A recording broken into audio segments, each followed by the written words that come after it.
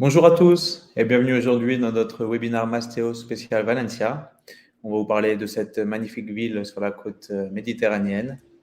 Alors moi, pour vous expliquer un petit peu mon parcours, aujourd'hui je suis City Manager Valencia en Espagne, à Valence, mais avant j'étais plutôt promoteur immobilier en région parisienne et plus précisément à Paris, où j'ai vécu toute ma vie jusqu'à mes 31 ans avant de venir m'installer ici en Espagne. Alors pourquoi j'ai fait ce choix de venir m'installer en Espagne? Il y a deux raisons principalement. La première, c'est la recherche de la qualité de vie qu'on a ici en Espagne. Et vous allez pouvoir le découvrir notamment à Valence. On va en parler dans quelques instants. Mais aussi, après avoir rencontré la personne qui aujourd'hui est ma femme, qui est espagnole, elle avait vécu quelques années à Paris. Elle a été enchantée par cette ville. Mais au bout de quelques temps, elle a commencé à être un petit peu fatiguée, un peu plus stressée. Et elle a souhaité revenir en Espagne où effectivement, cette qualité de vie, ce climat, cette sécurité au quotidien, ça lui manquait. Donc, en 2019, on a fait tous les deux le choix donc, de quitter nos postes actuels. Nous étions sur Paris et on est venu déménager en Espagne. Alors, on a eu des belles opportunités d'un point de vue de travail qui nous ont conduit à nous installer sur Madrid pendant 3 années. On a passé de 3 belles années à Madrid, notamment le quartier de Malasaña, qu'on a adoré.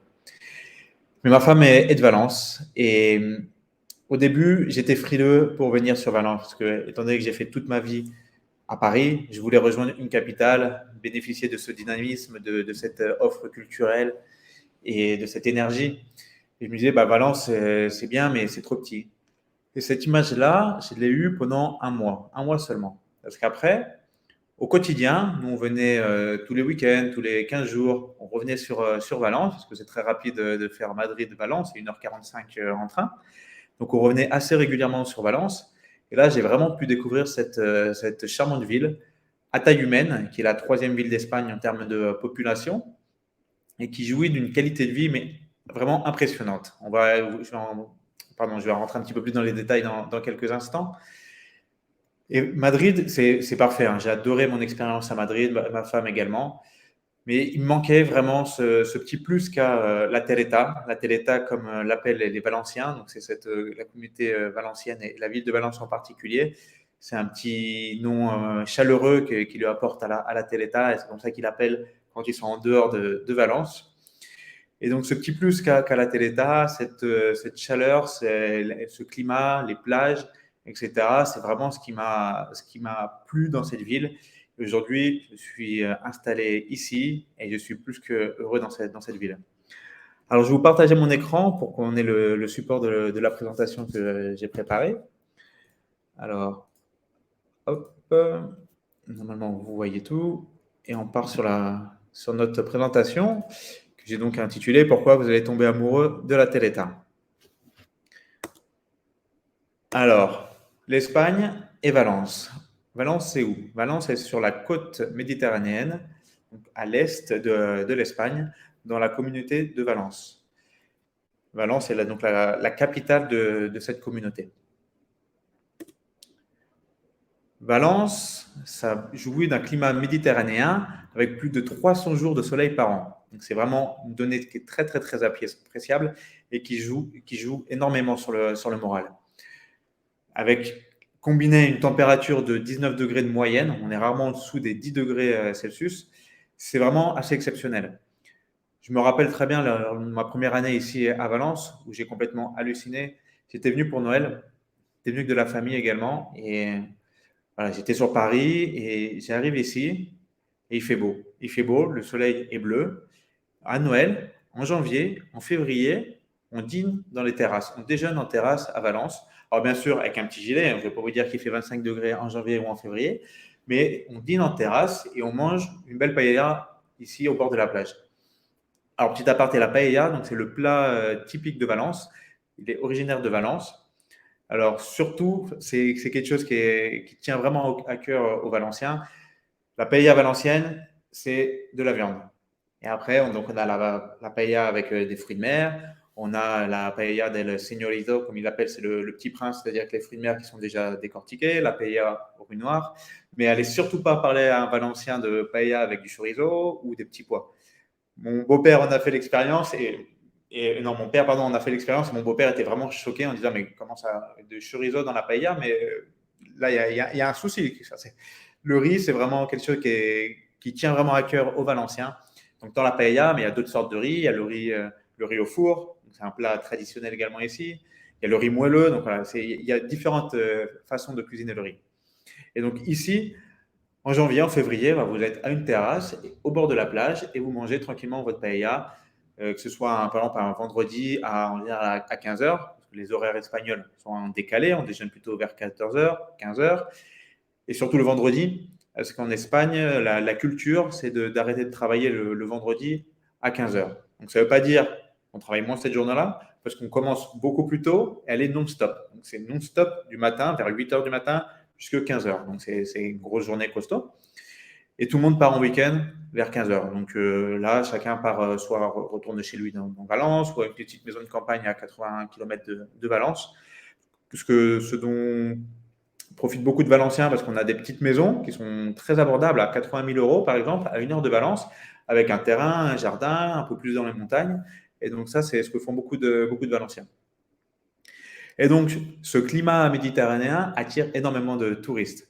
En 2017, un peu avant la pandémie, on a compté jusqu'à 9,5 millions de touristes qui sont venus dans cette capitale de la communauté, jusqu'au point que CNN, le média américain, a déclaré que Valence était dans son top 22 des meilleures destinations touristiques du monde.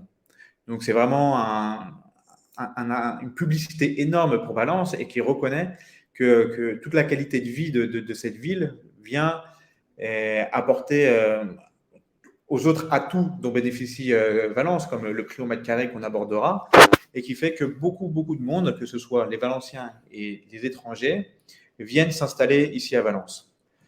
Par exemple, la communauté française est très développée ici, puisqu'on est à seulement 2 heures de Paris. Donc, moi, la semaine dernière, j'étais à Paris et j'ai vu des amis qui habitaient en région parisienne dans le 95. Et le vendredi soir, pour aller les rejoindre, bon, il y avait des bouchons, mais j'ai mis 1 heure et demie. Et dans ma tête, je pensais, mais moi, avec un vol en avion, je suis à 2 heures de Valence. Donc, je mets quasiment autant de temps pour aller voir mon ami qui est dans le 95 que de rejoindre Valence. Sachant que l'aéroport de Valence est une taille beaucoup plus humaine, on n'est pas sur Charles de Gaulle ou sur Roissy. Et en 13 minutes en taxi, on est directement dans le centre de Valence. Donc, c'est vraiment une facilité pour rejoindre Paris qui est incomparable. Valence bénéficie également d'un patrimoine architectural qui est remarquable. Son centre historique est l'un des plus développés de toute l'Espagne. C'est vraiment énorme. Avant, il y avait une muraille qui ceinturait toute la ville. Aujourd'hui, elle a été détruite et les seuls vestiges dont il reste, ce sont les anciennes portes d'entrée, donc qui sont des tours, les Hostoles de Serrano et des Quats, qu'on peut encore visiter aujourd'hui.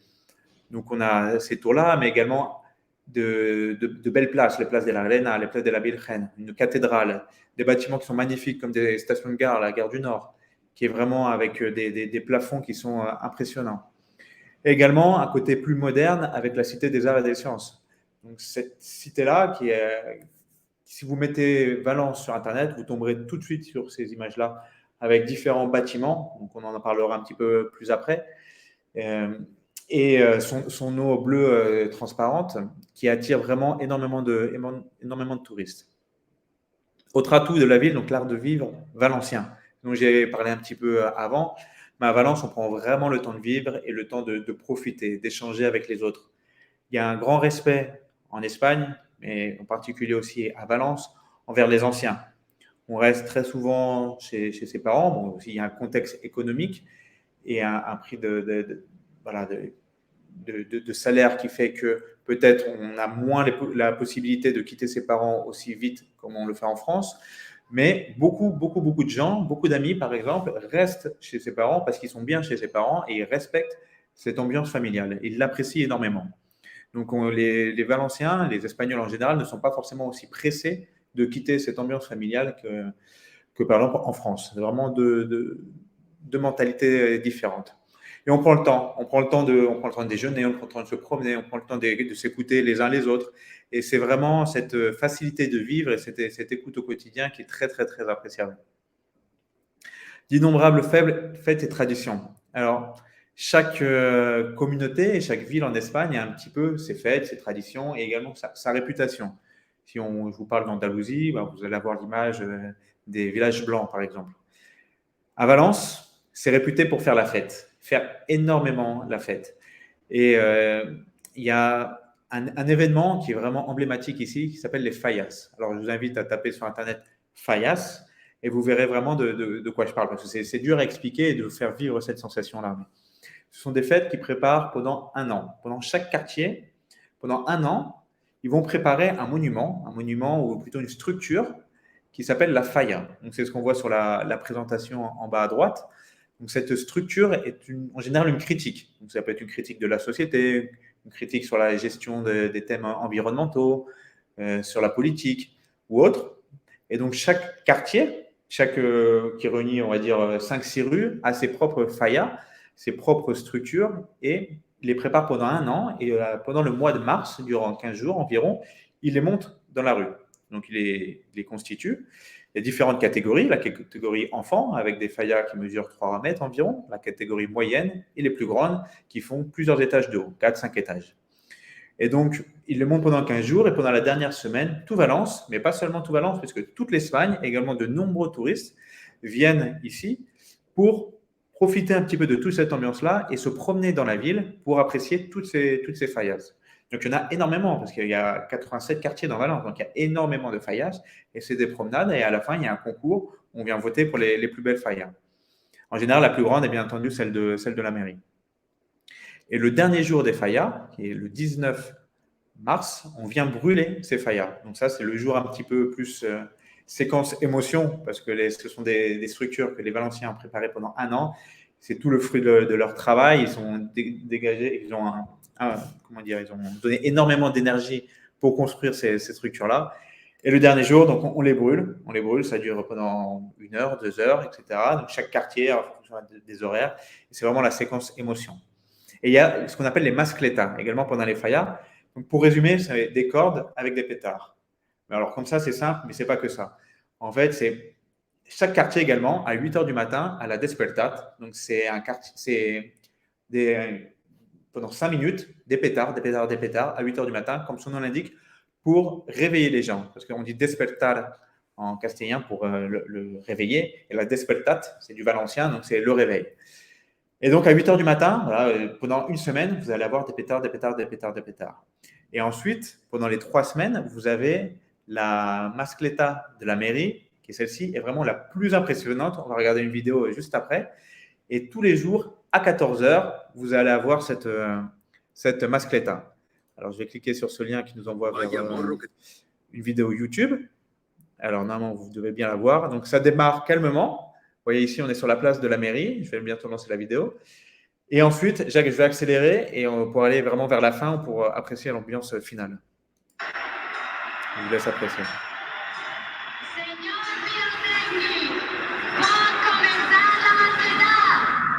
Donc là, on lance officiellement le début de la mascleta.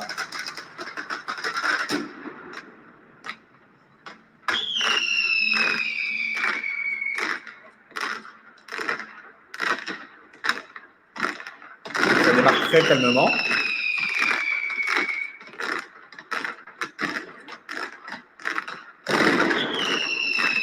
Après, ça monte, voilà, un petit peu en température, un petit peu plus d'ambiance. On va accélérer un petit peu pour que vous l'appréciez.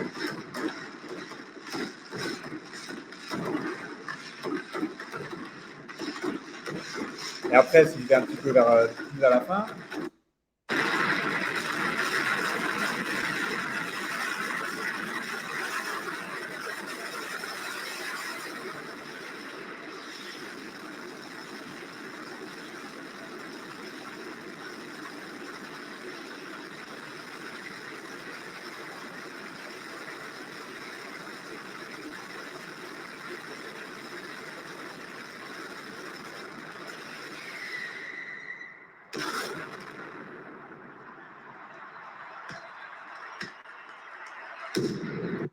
voilà. Donc, c'était pour moi important de vous montrer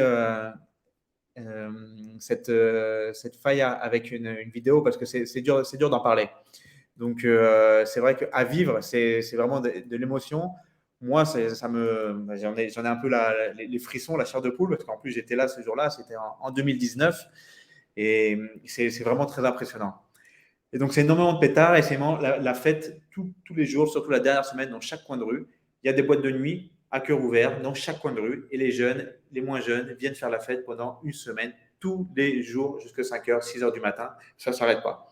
Donc, certains n'apprécient pas trop parce que beaucoup partent en vacances pendant cette semaine-là parce que, par exemple, mon beau-père, en l'occurrence, qui est là depuis plus de 65 ans maintenant, il commence à être un petit peu fatigué. Et en général, cette semaine-là, il apprécie un petit peu moins, il préfère aller à la maison de campagne ou autre. Mais 90% des gens adorent ces fêtes-là. Bon, si on habite un premier étage, c'est plus compliqué. Ensuite, hop là, c'est parti. Je vais le remettre.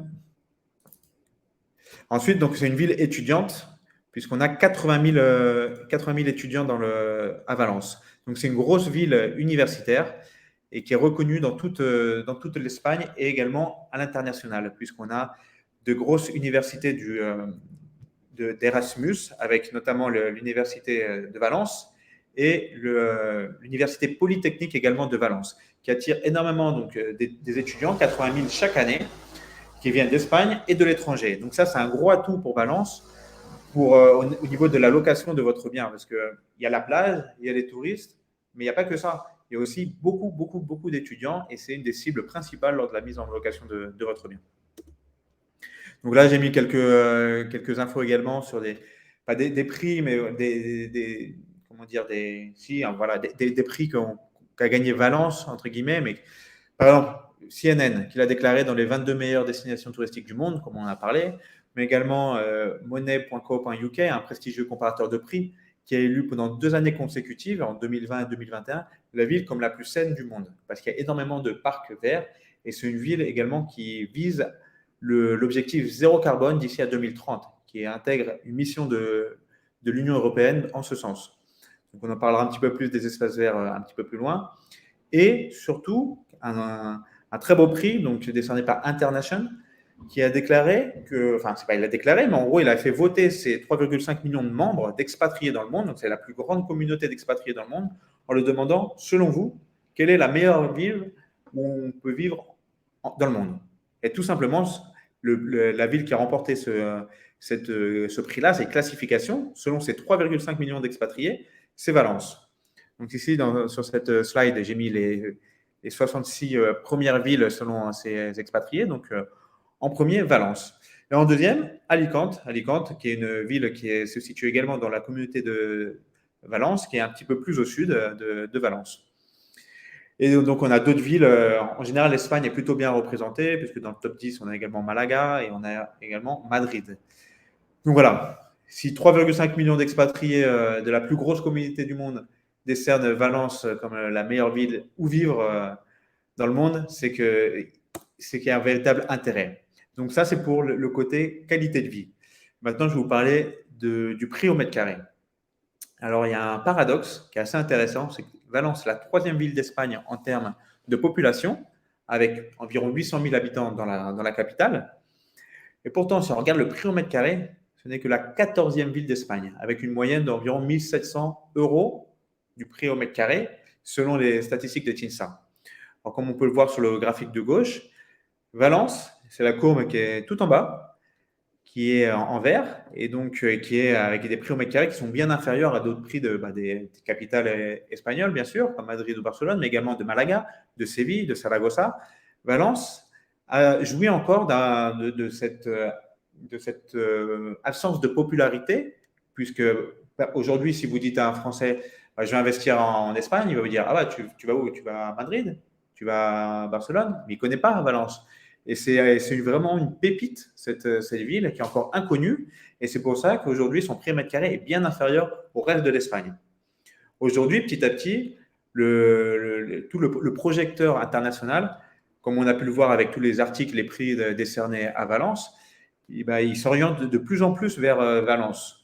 Valence connaît est de plus en plus renommé, attire énormément de touristes aujourd'hui, de plus en plus, qui veulent investir ici, qui veulent s'installer ici, surtout après la crise sanitaire, où il y a beaucoup de gens qui viennent ici pour s'installer pendant 6 mois, pendant 2 mois, 4 mois en télétravail. Et ce qui est très intéressant pour vous, pour votre investissement locatif, dans le cas d'une location au mois, par exemple, ce qui se fait énormément ici, ce qui permet de booster votre rentabilité. Donc, c'est très intéressant. Ce focus-là international qui regarde de plus en plus Valence. Donc, c'est très intéressant pour vous d'un point de vue locatif et également d'un point de vue achat du prix au mètre carré, parce qu'aujourd'hui, le prix est très faible, 14e ville d'Espagne, et ne peut faire qu'augmenter, parce que de plus en plus de monde va vouloir acheter ici. Et là, on le voit déjà dans des quartiers comme le Cabagnal, par exemple, où il y avait des biens qui étaient vendus comme une bouchée de pain à 80 000 euros. Aujourd'hui, vous voulez le mettre sur le marché, 4-5 ans après, c'est 150 000 euros. Donc, on rentrera un petit peu plus dans le détail dans les quartiers, dans d'autres webinars. Mais ce prix au mètre carré est un gros atout pour Valence. Alors, pour vous présenter Valence ici, donc cette ville est composée de 19 districts et de 87 quartiers. Donc, au bord de la plage, à droite, au bord de la mer plutôt, avec le port au sud, l'un des plus gros ports d'Espagne, même le plus gros port d'Espagne. Et au centre, en rouge, le quartier historique de Valence. C'est ici que viendront forcément tous les touristes de Valence et tous les touristes qui viennent visiter Valence, pardon.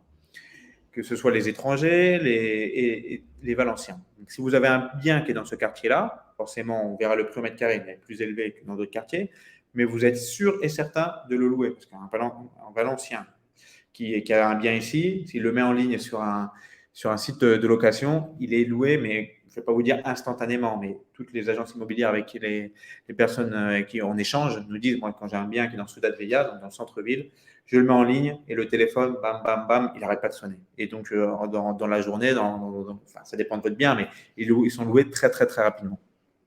Et ensuite, une autre donnée que j'ai renseignée ici, qui est en bleu, c'est le principal pôle universitaire de Valence.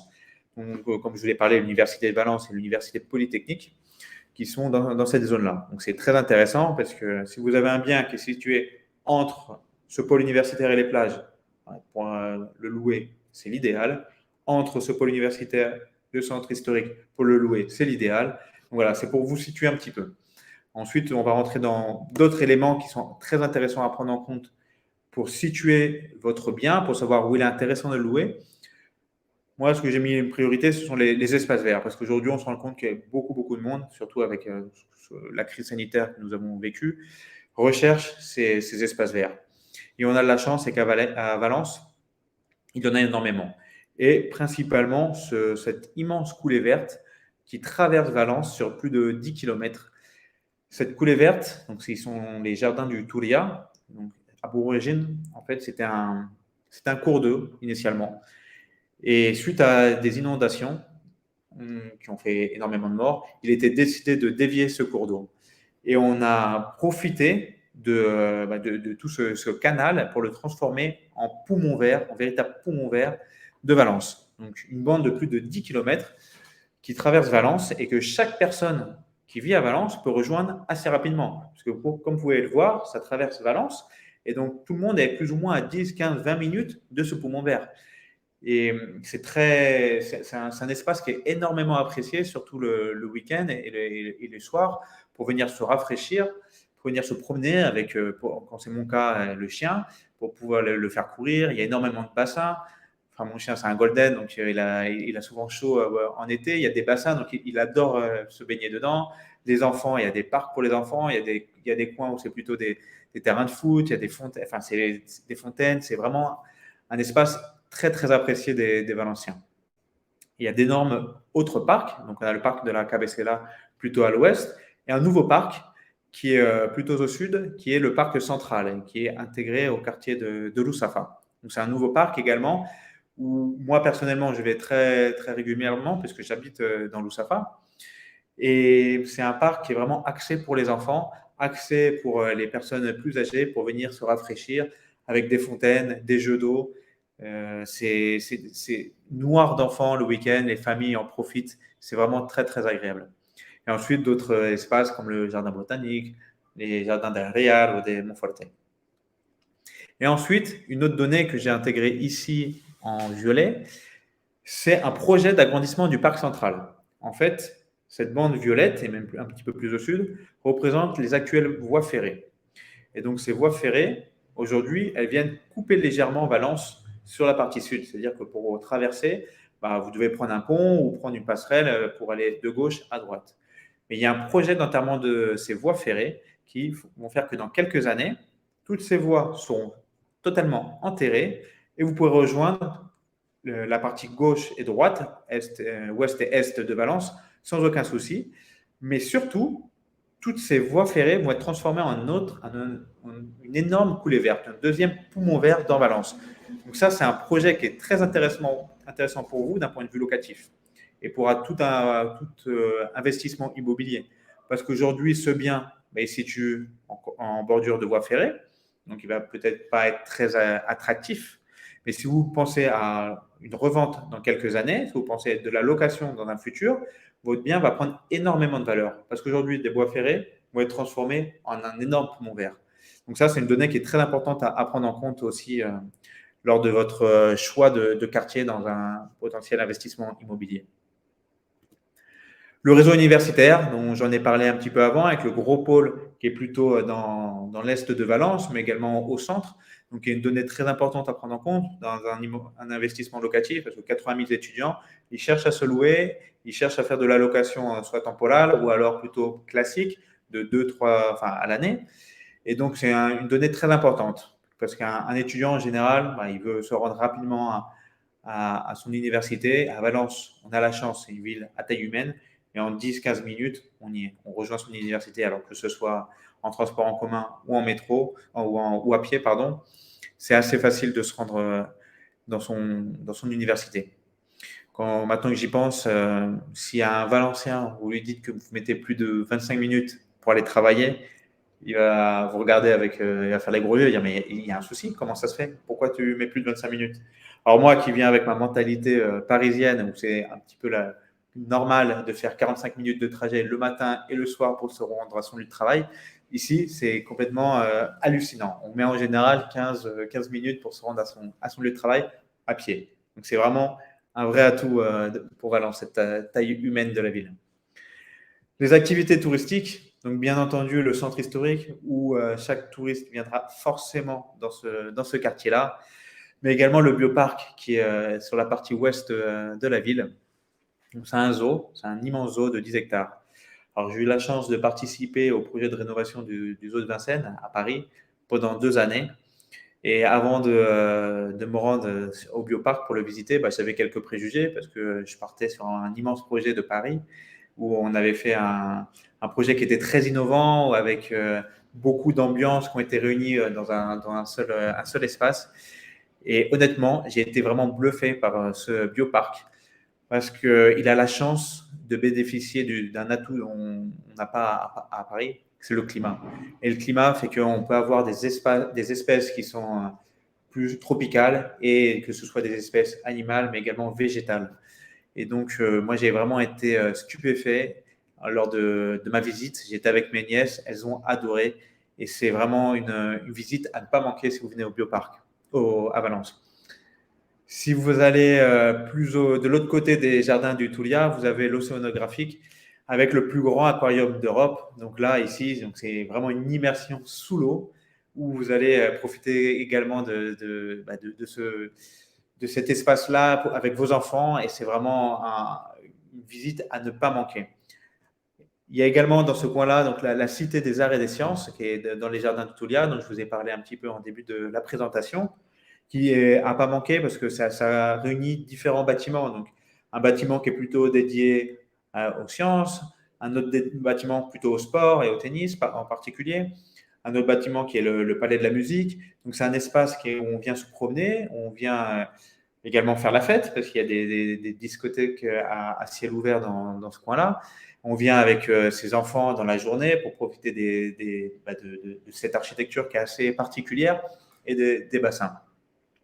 Et bien entendu, des principales activités touristiques de Valence, ce sont les plages qui sont dans la ville où il est très facile de se rendre parce que, par exemple, moi qui vis dans Lussafa, donc qui est plutôt on va dire dans le centre de la ville, en bus, en 20 minutes, j'y rejoins la plage tout simplement. Et moi qui ai un scooter, en 10 minutes, j'y suis.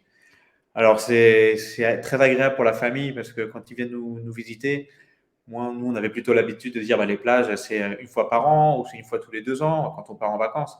Alors qu'ici, quand ils viennent à la plage, c'est tous les jours. Parce qu'on fait 20 minutes de bus et on est à la plage, on en profite 1 heure, 2 heures, 3 heures et on revient. Et ce n'est pas une expédition comme partir en vacances. On en profite vraiment tous les jours. Et le week-end, je ne vous en parle pas parce qu'il y a une promenade plantée qui, qui est tout le long qui est en bordure de ces plages, pardon, avec énormément de restaurants, de terrasses. Et même si on ne vient pas se baigner, c'est vraiment très habituel de venir avec sa famille et de venir manger sa paella en bord de plage. Et donc, d'autres lieux à ne pas manquer. El Mercado Central, qui est reconnu dans toute l'Espagne avec son architecture et également un immense marché de fruits et légumes. La station Nord, dont je vous ai parlé également un petit peu en début de présentation, avec ses toits qui sont très caractéristiques de Valence. Des places emblématiques également. Et la place des taureaux également. Donc en Espagne, chaque ville d'Espagne en général a ses arènes pour les taureaux. Et les arènes de Valence, comme vous pouvez le voir un petit peu sur l'image, sont vraiment magnifiques. Et donc d'autres bâtiments, des palais, des musées, c'est vraiment au niveau architectural, c'est vraiment une ville très, très riche et passionnante lors de vos visites. Il y a un marché également qui s'appelle le Mercado de Colón, qui est en fait aujourd'hui, on pourrait penser que c'est un marché de fruits et légumes ou autre, mais en fait pas du tout. Aujourd'hui, il a été totalement rénové et c'est un espace couvert et ouvert et qui est très apprécié des Valenciens et des touristes pour venir prendre un verre. C'est vraiment très, très, très, très chouette d'aller là-bas et notamment pour boire ce qu'on appelle une horchata. Donc, une horchata, c'est une sorte de lait végétal, sucré ou pas. Ça peut être également plutôt en granité ou pas. Et c'est typique de Valence. Et on vient tremper dans cette horchata un falton. Un falton, c'est une sorte de beignet. Et donc ça, c'est quelque chose de très, très apprécié ici. Et c'est une sortie qu'on fait souvent. Alors moi, je sais qu'à titre personnel, j'ai prévu d'y aller ce soir avec ma femme. Et donc, c'est une petite promenade. On y va, on s'assoit à une terrasse, on fait son horchata et on reste ici 1 heure à échanger avec ses amis. On se retrouve là. Donc, c'est vraiment un espace que vous ne devez pas manquer si vous venez à Valence. Et donc, le musée également Fayero, qui vient présenter toute cette ambiance des Fallas dont on a pu parler un petit peu plus avant. Alors, si on parle un petit peu de prix de l'immobilier et des quartiers de Valence, les quartiers, j'avais pu aborder un petit peu plus avant, mais aujourd'hui, si on parle de prix de vente au mètre carré, bien entendu, le centre historique qui est représenté ici en rouge, ce sont des zones qui sont plus chères au mètre carré, de l'ordre de 2800 euros, 2800 euros du mètre carré, 3000 euros du mètre carré. Et un autre quartier qui est plus au sud, un autre district plutôt, qui est Les Champlets, et qui réunit 3 quartiers, Rusafa, Gran Via, Ibla del Remei, où ici également on est dans des prix au mètre carré qui sont un peu plus élevés que le reste de la ville de Valence. Alors, ce sont des prix moyens, bien entendu. Hein. Si vous allez chercher un bien qui a énormément de cachet, parce qu'il a 3,80 m de hauteur sous plafond, il a au sol des mosaïques de Noya, qui est un revêtement de sol qui est très typique de Valence et qui est très recherché parce que c'était une production qui s'est arrêtée dans les années 1900, vers 1920, qui est très recherchée parce que ce sont des sols très colorés et vraiment typiques de Valence. Donc, si vous voulez chercher ce type de bien ou un attico, c'est-à-dire un dernier étage avec une terrasse, bien entendu, ces atouts-là font que les prix au mètre carré grimpent. Et à l'inverse, si vous cherchez un bien qui est plutôt dans son jus pour venir le rénover, là, on se retrouve dans la branche basse de ces prix-là, de ces fourchettes-là. En orange, les prix au mètre carré qui sont plutôt moyens, on va dire entre 1800 et 2800. Et en jaune, les prix au mètre carré plus bas, de l'ordre de 2002 à 1900 euros du mètre carré. Donc ici, c'est vraiment pour vous situer. Et à titre d'exemple, j'ai mis le cas d'un appartement de 3 chambres. En général, on va dire que la moyenne d'un appartement de 3 chambres à Valence, on se situe aux alentours de 1700 euros du mètre carré. Donc c'est vraiment une moyenne. Hein. Et après, il faut voir si on parle si vous souhaitez un logement neuf ou plutôt un logement vraiment dans son jus à rénover. Donc, on est vraiment dans cet ordre de grandeur-là en fonction, bien sûr, de votre projet. Concernant le prix moyen de location, donc c'est une donnée aussi qui est intéressante pour que vous l'ayez en tête. Bien sûr, la carte est plus ou moins semblable à celle du prix au mètre carré, hein. Les deux vont de pair en général. Et on se situe dans les plus chers aux alentours de 12 euros du mètre carré et dans les moins chers aux alentours de 9 euros du mètre carré. Encore une fois, ça dépend de votre projet. Si vous avez le bien avec la terrasse et la mosaïque de Noya au sol, et là, votre prix au mètre carré, bah, il grimpe et votre prix de location, vous allez pouvoir le louer bien, bien, bien plus cher que ces 12 euros du mètre carré. Et donc, si on revient sur la moyenne de notre appartement 3 chambres, cet exemple, ici à Valence, vous pouvez en général le louer à 900 euros, 950 euros au mois. Donc, on parle ici d'une location classique, un bail classique à l'année. Si vous partez sur une location plutôt temporale, où là vous venez de découper un petit peu votre bien avec une location au mois de chaque chambre, donc là ce sont des prix qui sont plus élevés, bien entendu, puisque vous le découpez, et on vient augmenter votre rentabilité. Donc ça, ce sont des aspects sur lesquels nous, on vient vous conseiller, et chaque bien n'est pas forcément adapté à tout type de location. Donc il faut regarder bien sûr la configuration du bien, voir s'il est meublé, pas meublé, voir sa localisation, ses étages, s'il a ou pas un ascenseur. Donc nous, on est là pour vous conseiller et vous préconiser ces prix de location.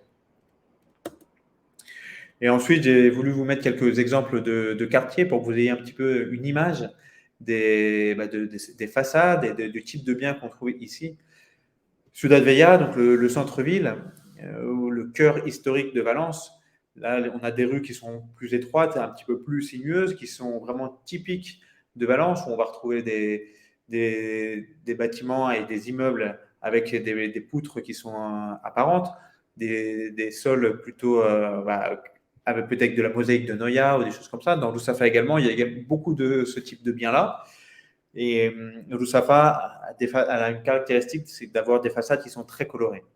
Aujourd'hui, Lusafa, c'est vraiment le quartier à la mode, le quartier un petit peu bobo, le excentrique. Si je pouvais le comparer, ce serait le Malasaña de Madrid, ou une sorte de combinaison entre le Marais et de Paris, avec le quartier du 10e arrondissement. Ce serait un peu plutôt ce mix-là, Oberkampf par exemple. Voilà, c'est un quartier qui est très apprécié des touristes et des Valenciens. Moi, c'est dans ce quartier-là que j'ai fait le choix de m'installer pour la qualité de vie, parce qu'il y a énormément de terrasses. À la différence peut-être du centre-ville, où comme il y a beaucoup, beaucoup, beaucoup de touristes, c'est plus compliqué de trouver une place en terrasse. Dans Lusafa, on est encore relativement calme, et c'est facile de trouver ces terrasses-là et de venir profiter du climat et de venir manger et prendre un verre le soir avec ses amis.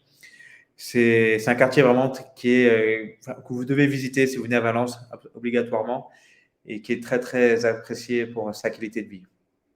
Le Cabagnal, c'est le quartier qui est en bordure de mer.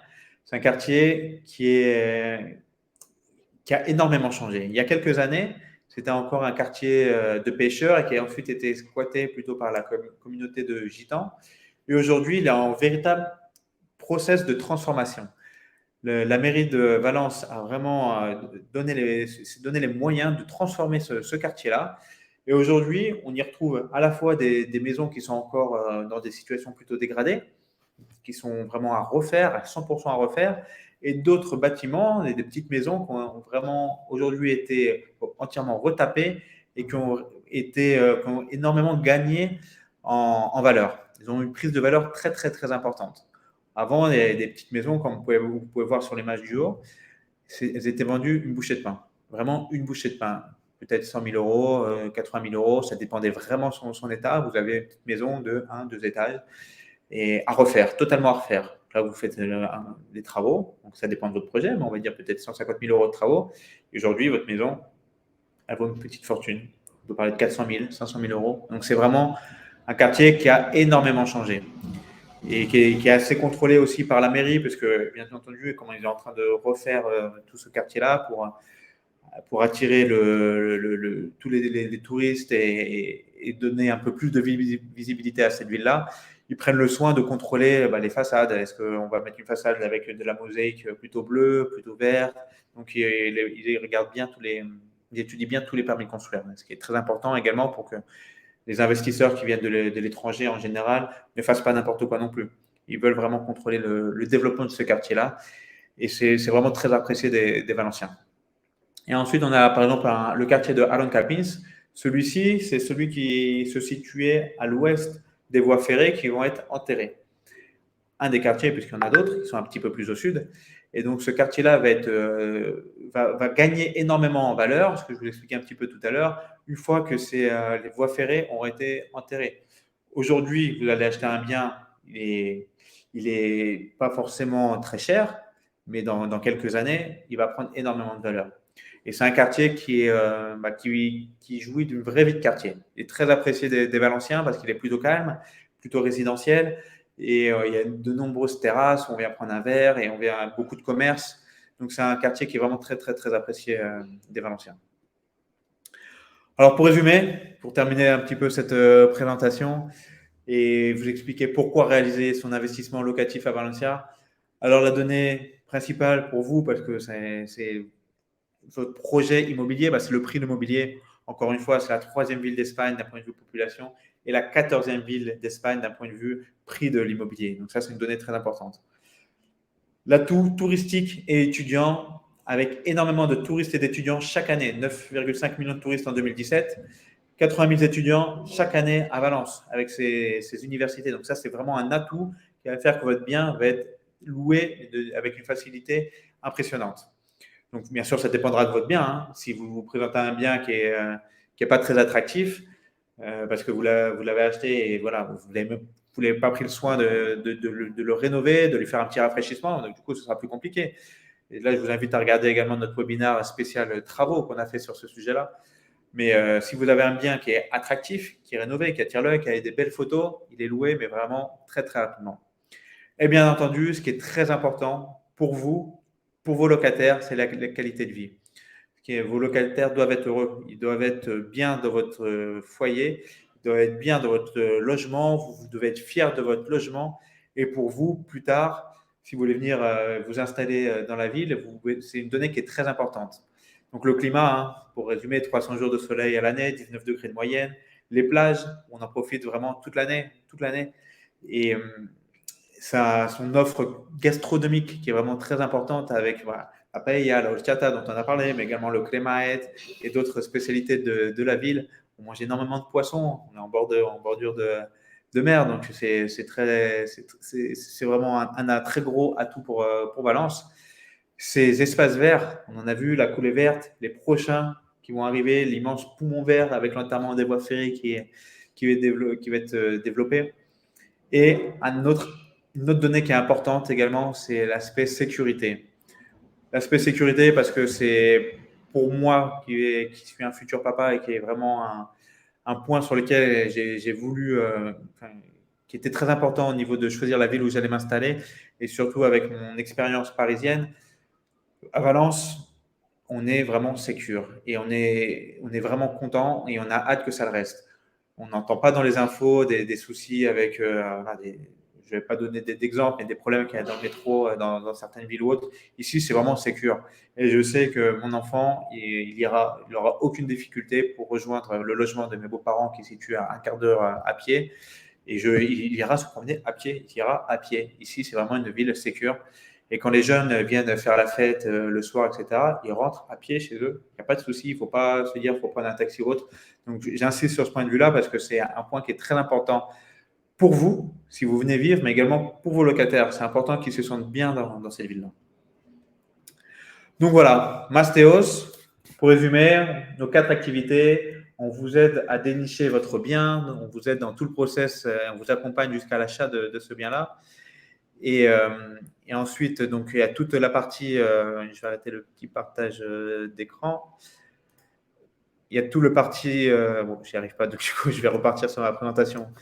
Et on vous accompagne sur tout le parti rénovation, sur toute la partie ameublement et bien entendu, tout l'aspect location, mise en location, gestion de vos locataires. Ce sont 4 activités à la clé. Donc, vous pouvez choisir de faire le process de A à Z ou de venir et nous choisir uniquement pour vous dénicher votre bien, vous accompagner jusqu'à la signature de l'acte authentique.